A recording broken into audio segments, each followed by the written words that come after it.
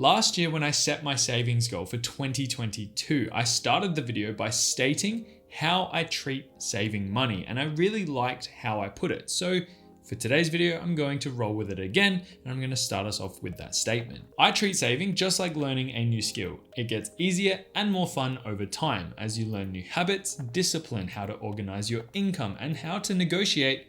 You will find that you'll be able to save more than you might actually think possible. And with that being said, welcome back to my channel. My name is Reese, and in today's video, I'm going to be setting my savings goal for 2023, and it's going to be a video that feeds into my recap at the end of the year to see how I did against these goals. As a quick recap, I set the goal to save $60,000 in 2022 across three very specific accounts, being my emergency fund, my big savings account, and the account that I use to withdraw money from to basically invest into the share market and cryptocurrency combined. Across 2022, I ended up being able to save about $52,300, so I didn't quite reach my savings goal for the year. However, there are reasons as to why that occurred, and you can actually go and watch the video I made showing and detailing the full breakdown of why this occurred. Right here is the video thumbnail, and I will link it down in the description below if it's something you're interested in learning more about. Now, just setting some specific criteria for what I'm about to get into for 2023.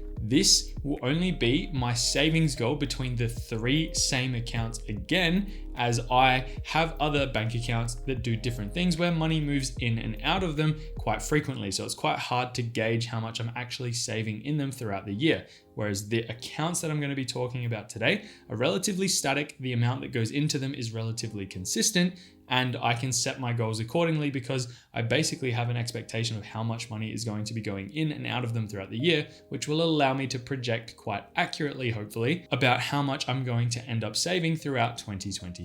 And just before I get into any specifics, the time frame that I'm covering from start to finish will be the 1st of January 2023 all the way through to the last day of the year. Same year though, 2023 as well. So let's start with investments. I set the goal last year to put a minimum of $12,000 into both cryptocurrency and shares combined. So that 12 grand would be split unevenly, but split between those two asset classes. And last year, I didn't actually achieve this as I heavily reduced the amount of money that I wanted to invest into cryptocurrency, where I ended up putting $5,000 into the share market and then a further $2,000 into crypto, totaling for $7,000. Where this year I'm going to be reducing that goal from 12,000 all the way down to 8,000 to be split between those two asset classes unevenly. That is a key word here. I will be putting much more money into the share market than crypto this year. However, I still will drip feed a little bit of savings into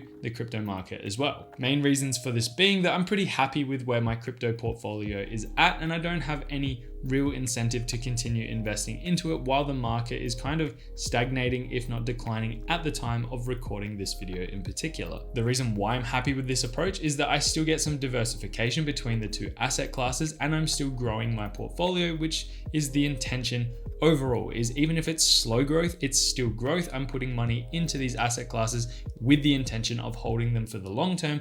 This is decades that I'm talking about, not several years. So as long as I'm able to continue putting money towards them, I'm happy with that approach. And for those who haven't watched other videos in the past and want some context of where I'm going to find this money, I've built a very healthy habit of building up my bills account over time. I put more money than what I need access to pay for my current lifestyle and expenses in general. And so as that builds up, as a surplus becomes available, I siphon that out and then use that to pay for things like these investments.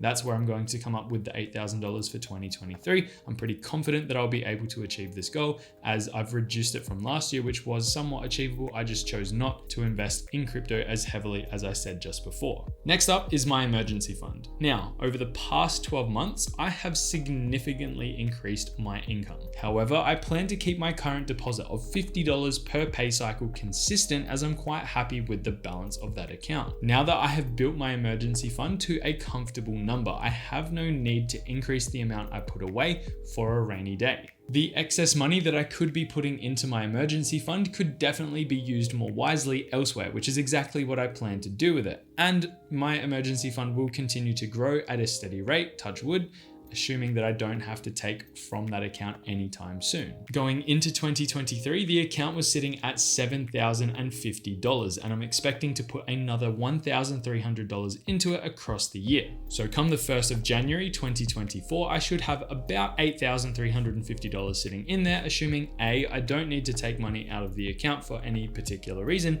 and B, I don't decide to put more money into it to round that number up to something like 8,500, maybe even 9,000, depending on how I'm going with my other various accounts. Which moves me on now to the final savings goal for 2023, which will be by far the biggest. Without a doubt, this is going to be pretty massive, and this is going to be my big savings goal. Last year, I purchased a property with my partner, and I used my big savings account as the deposit to put towards that purchase, which was always going to be the intention of that money sitting in that account. Now that I've actually purchased the property and I've got all of the associated costs under control, I'm able to save money in that big savings account again, but this time it's going to be intended to offset the mortgage that I have against it. Debt is something that I don't want to have for my entire life, so I'm going to actively and proactively try to reduce that through the various methods and options available to me. One of them, like I said, is to build up savings in the form of offsetting that mortgage. Last year, I put away about $39,500, which was about $1,500 off of the goal that I set in 2022. For 2023, I want to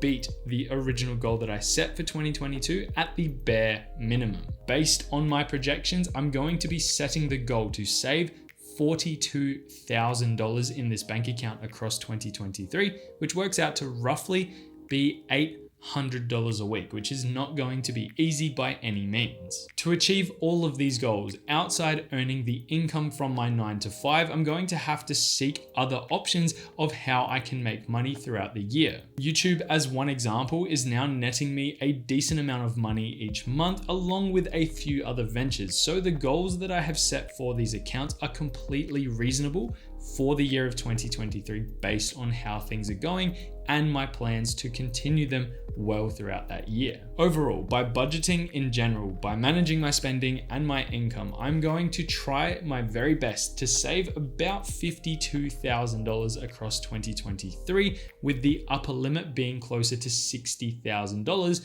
which is kind of a stretch goal to see if I can actually get there. Like I said when I made this video last year, the goal is definitely achievable, but a lot of hard work and discipline is going to have to go into actually achieve it. Now, as a reminder to myself for when I come back to review this video at the end of 2023, early 2024, remember that if you haven't achieved this goal, it is absolutely okay. This is a mental reminder that I am just setting a stretch goal. I'm setting a goal to work towards over 2023 because based on my projections, it should be possible, and it's going to be a great deal regardless of if you are able to save the amount you're trying to or if you're able to save anything at all. The whole reason you're doing this is that it's a positive movement in the right direction for your finances, and it gives you something to work towards. So don't beat yourself up if you're unable to achieve it. Every year that the numbers that I'm setting for my savings goal in this video is based on my current living situation, my lifestyle, and my income. It will be different for every other person on earth, depending on what you do for a living, how much money you make, and the amount is not the key takeaway here. It is that I'm setting a goal with a positive mindset to work towards throughout 2023. And if you are someone who's going to do the same, don't base your numbers based on what I'm setting, base them on your own situation, work it out for yourself, and it doesn't have to be the same. Comparison is the thief of joy. Just keep that in mind. That's the reasons why I've come up with my numbers. Do the same exercise for yourself and be proud of whatever it is you're able to achieve. Some will save more than me, some will save less. It doesn't really matter. The whole purpose of this video is to create that piece of content that I can come back to, review, and compare myself to myself and see how I did throughout the year, which is a good segue for me to tell you to set an achievable and realistic goal for yourself and actually work towards it throughout 2023. Coming back to this video every year and seeing how I progressed against those goals is a really good feeling, something that I get a lot of value out of doing, and that's why I'm doing it. I think you might as well. If you're in a position to be able to set a reasonable goal and work towards it. The takeaway from this video should be that it's all about teaching yourself a valuable skill that will elevate your way of life. Overall, saving teaches discipline and good habit building, which should in turn keep you out of financial stress or assist with your current financial situation, regardless of what it looks like. And with that being said, that is really all I have for you today. So I hope you did enjoy today's video. I hope you got something out of it. I hope that it gave you some perspective into how I'm looking at setting some reasonable goals for myself and how I'm approaching how I'm going to spend money from various accounts to meet them and where I'm going to get money from to be able to make sure that they aren't unrealistic goals as well. If you did enjoy, please consider hitting that like and subscribe button down below and leave me a comment if you have any questions. I love having discussions with people on the internet, so feel free to do that as well. And that's where I'm going to leave you. So have a good day, have a good week. And as always, I will see you in the next one. Bye for now.